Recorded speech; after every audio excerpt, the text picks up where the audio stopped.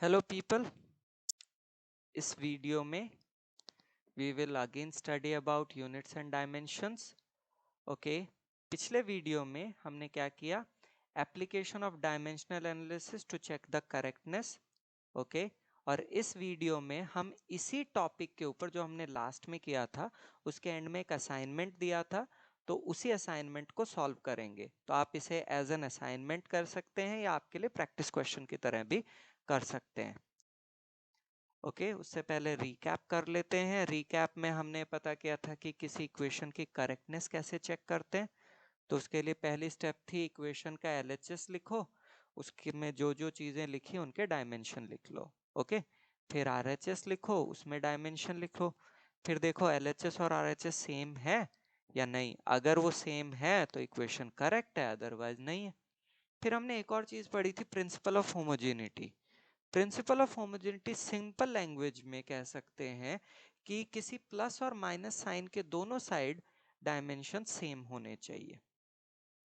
Okay okay, और हमने जो डायमेंशनल एनालिसिस बेसिक नाम का वीडियो है उसमें हमने इन 20 फिजिकल क्वांटिटीज के डायमेंशन कैसे निकालते हैं वो बताया था।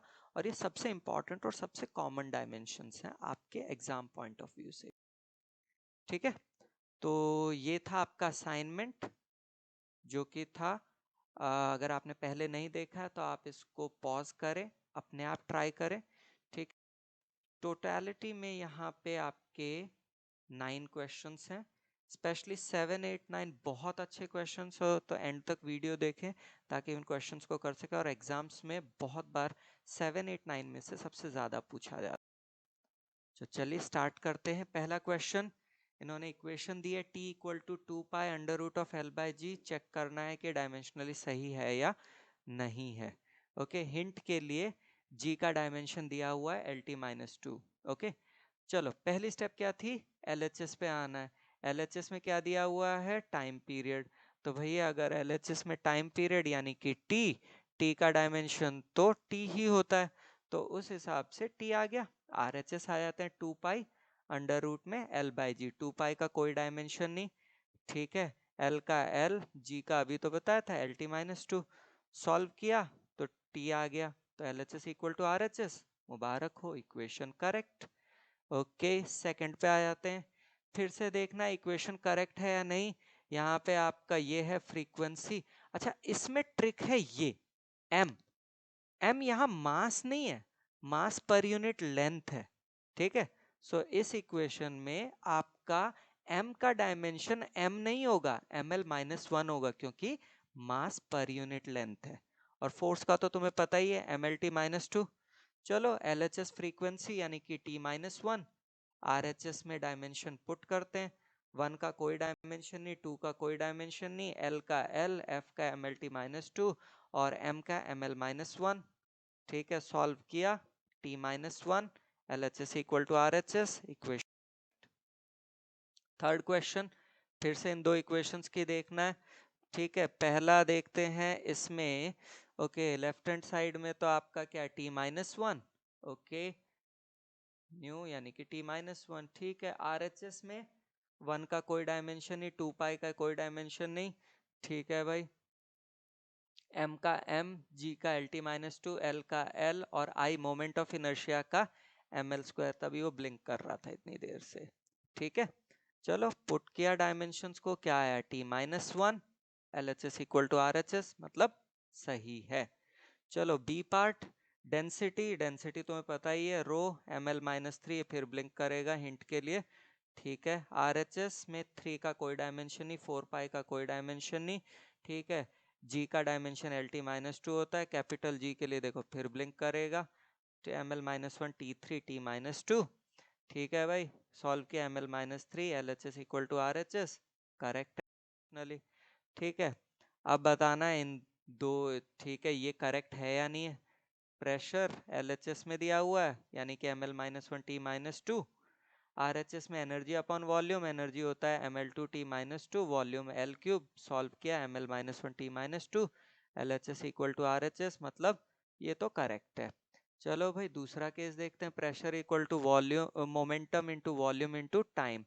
प्रेशर है LHS में यानी कि ml-1t-2, RHS में momentum into volume into time यानी कि ml-t-1 into L³ into t।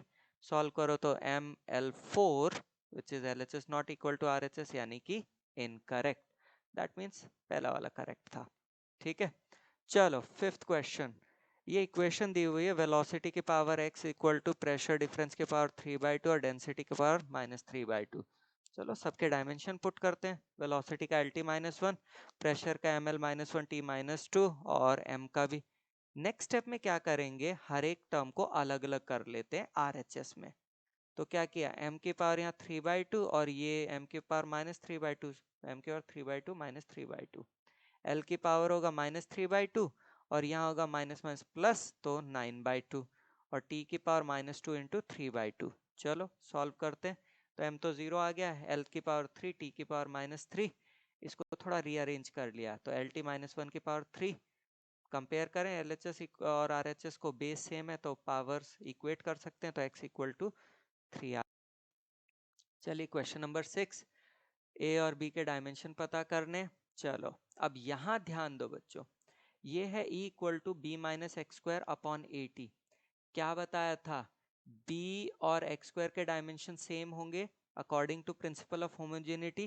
क्या बताया था, प्लस और माइनस साइन के दोनों साइड डायमेंशंस सेम रहते हैं। सो इसका मतलब b equal to x square. एक और चीज, E का डायमेंशन इस पूरी टर्म के डायमेंशन के बराबर आना चाहिए। That means E equal to dimension of this which will be same whether it is b or x square upon 80। So यहाँ मैं कह सकता हूँ एक तो b equal to x square और a के लिए लिख सकता हूँ b minus x square upon et। ठीक है, तो b तो x square, x is distance, so ये आ गया l square। ठीक है, अच्छा a की बात करते हैं तो क्या बताया था, b माइनस एक्स स्क्वायर, तो b का भी एल स्क्वायर, x का भी एल स्क्वायर, तो एल स्क्वायर ही रहेगा। ये नहीं कि तुम जीरो कर दो, डायमेंशंस में कभी ऐड और सब्ट्रैक्ट नहीं करते, वही डायमेंशन रहता है। ठीक है, मतलब इस पूरी टर्म का डायमेंशन एल स्क्वायर ही रहेगा, नो एडिशन सब्ट्रैक्शन। e का डायमेंशन रखा, t का डायमेंशन रखा, तो m-1 t। ओके, दूसरी देखते हैं भाई, x equal to a t plus b t square. ये थोड़ा ज्यादा इजी है। प्रिंसिपल ऑफ होमोजेनिटी के हिसाब से x equal to a t and x equal to b t square, यानी कि क्या हो गया, a equal to x by t, तो l by t that is l t minus one, और b equal to x by t square यानी कि l upon t square that is l t minus two. ठीक है, done. Let's move to 7। क्या कहा था, अच्छा क्वेश्चन है। y equal to a sine omega t minus k x है और मुझे पता करने ओमेगा और k के डायमेंशन, x दिया हुआ डिस्टेंस और t टाइम। अच्छा बच्चों यहाँ देखो बहुत खास चीज, यहाँ साइन लिखा है, साइन यानी कि साइन थीटा वाला। इसका मतलब इस साइन के बाद क्या है, ये पूरी टर्म हो गई थीटा यानी कि एंगल। एंगल तो डायमेंशन लेस होता है, मतलब इस पूरी टर्म का कोई डायमेंशन नहीं होना चाहिए। ठीक है, यानी कि ओमेगा टी का कोई डायमेंशन नहीं होना चाहिए और के एक्स का भी कोई डायमेंशन नहीं होना चाहिए। एक और चीज क्या कहा था, प्रिंसिपल ऑफ होमोजेनिटी क्या कहता है, इस पूरे का और इस पूरे का डायमेंशन सेम होना चाहिए। मतलब अगर ओमेगा टी डायमेंशन लेस है तो के एक्स भी डायमेंशन लेस होना चाहिए, और डायमेंशन लेस को हम 1 बोलते हैं। ठीक है, तो इसका मतलब ओमेगा टी इक्वल टू 1 और के एक्स इक्वल टू 1, यानी कि ओमेगा कितना आ गया 1 बाई टी यानी कि t माइनस वन, और k कितना आ गया 1 बाय एक्स यानी कि 1 by l equal to l minus one. Done, so चलो नेक्स्ट वन। इसमें बोल रहा है नंबर ऑफ पार्टिकल्स दिए हुए हैं भाई। ठीक है, और इसमें बोला हुआ है, सबसे पहली बात देखो n, क्वेश्चन ध्यान से पढ़ो। इसमें बोला n है क्या, n is number of particles crossing unit area per, so number of particles upon area in unit time। ठीक है, इसका मतलब n के डायमेंशन क्या निकलेंगे, number of particle upon area into time, that is the formula. इसमें number के लिए तो कुछ होता ही नहीं डायमेंशन, यानी कि 1, एरिया का एल स्क्वायर और टाइम का t, यानी कि कितना आ गया L minus two T minus one. अच्छा चलो, n1 और n2 क्या लिखा हुआ, n1 and number of particles per unit volume, that is n1 और n2 क्या है, number of particles upon volume. Number का तो कोई डायमेंशन होता नहीं यानी कि 1, वॉल्यूम का l क्यूब, तो कितना आया n1 और n2 का l minus three.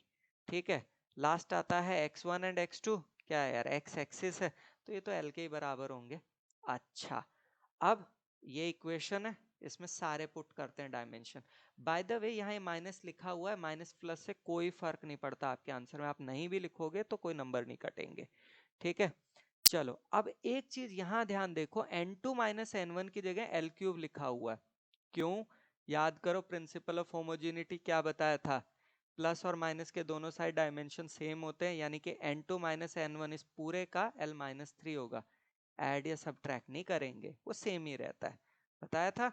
Similarly x2 minus x1 का भी l रहेगा।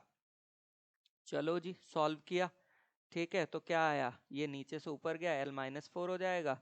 फिर सॉल्व किया तो d इज इक्वल टू कितना आता है, l2 t माइनस 1, ठीक है। लास्ट क्वेश्चन पे आ जाते हैं भाई, अच्छा क्वेश्चन है, ये एक फेमस इक्वेशन है एक्चुअली, जो कि मास के ऊपर है, इक्वेशन तो कुछ और थी, एक बच्चे को थोड़ा भूल गया, उसमें एक स्पीड ऑफ लाइट कहीं लगाना था, वो भूल गया कहाँ लगाना है, तो आपको बताना है कि करेक्ट रिलेशन क्या होगा, वो स्पीड ऑफ लाइट कहाँ यूज होगा, ठीक है।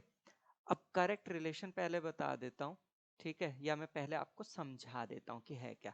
अब ध्यान से देखो, यहाँ है m LHS में यानी कि मास, तो m आ गया, यहाँ न्यूमरेटर में भी m है तो m, यानी कि LHS और RHS न्यूमरेटर के हिसाब से तो सेम है। अगर डिनोमिनेटर डायमेंशन लेस हो जाए तो इसका क्या मतलब होगा कि भाई ये LHS इक्वल टू RHS। अच्छा, डिनोमिनेटर के डायमेंशन लेस होने का मतलब है, क्या बताया था प्रिंसिपल ऑफ होमोजेनिटी, प्लस और माइनस के दोनों साइड डायमेंशन सेम होने चाहिए, यहाँ 1 यानी कि डायमेंशन लेस, तो इस पूरी टर्म को भी डायमेंशन लेस होना चाहिए। वो कब होगा, अगर मैं इसको सी स्क्वायर से डिवाइड कर दूं, ठीक है। तो करेक्ट इक्वेशन क्या आई, m equal to m naught divided by 1 minus v square by c square. तो अगर मैं v square by c square करूंगा तो एल टी माइनस वन का whole square divided by l t minus one का whole square, which is 1, ठीक है, तो dimensionally correct. By the way यहाँ ये मत करना 1 माइनस फिर ये 1 आ गया तो इन्फिनिटी, नहीं, ये डायमेंशनली करेक्ट है, ठीक है। तो ये था आपका असाइनमेंट, आई होप आपको समझ आया है। नेक्स्ट वीडियो देखिए जिसमें आपको कैसे डिराइव करते हैं डायमेंशनल फॉर्मूला से इक्वेशंस को, वो बताया गया है। Thank you so much.